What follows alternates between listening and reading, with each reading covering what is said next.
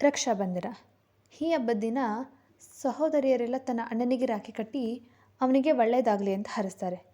ಈ ರಕ್ಷಾಬಂಧನ ಹೇಗೆ ಶುರುವಾಯಿತು ಅನ್ನೋದಾದರೆ, ದ್ವಾಪರ ಯುಗ ಕಾಲದಲ್ಲಿ ಶಿಶುಪಾಲ ಅನ್ನೋ ಒಬ್ಬ ರಾಕ್ಷಸನ ಮೇಲೆ ಶ್ರೀಕೃಷ್ಣ ತನ್ನ ಶ್ರೀಚಕ್ರವನ್ನು ಬಿಟ್ಟು ಅವನನ್ನು ಸಂಹಾರ ಮಾಡ್ತಾನೆ.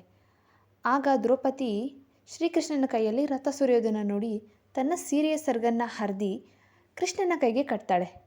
ಆಗ ಶ್ರೀಕೃಷ್ಣ ಅಗತ್ಯ ಇದ್ದಾಗ ನಾನು ನಿನಗೆ ಸಹಾಯ ಮಾಡ್ತೀನಿ ಅಂತ ಹೇಳಿರ್ತಾನೆ.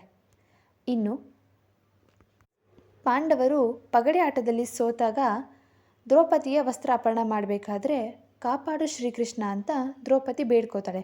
ಶ್ರೀಕೃಷ್ಣ ಪ್ರತ್ಯಕ್ಷ ಆಗಿ ಅವಳನ್ನು ರಕ್ಷಿಸ್ತಾನೆ. ಇದರ ಅರ್ಥ ಏನಂದರೆ, ಪ್ರತಿಯೊಬ್ಬ ಅಣ್ಣ ತನ್ನ ತಂಗಿ ಕಷ್ಟದಲ್ಲಿದ್ದಾಗ ಕಾಪಾಡ್ತಾನೆ. ಹಾಗೆಯೇ ಪ್ರತಿಯೊಬ್ಬ ತಂಗಿಯೂ ಕೂಡ ತನ್ನ ಅಣ್ಣನಿಗೆ ಸಹಾಯ ಮಾಡ್ತಾಳೆ ಮತ್ತು ಅವನು ಯಾವಾಗಲೂ ಖುಷಿಯಾಗಿರಲಿ ಅಂತ ಬೇಡ್ಕೋತಾಳೆ.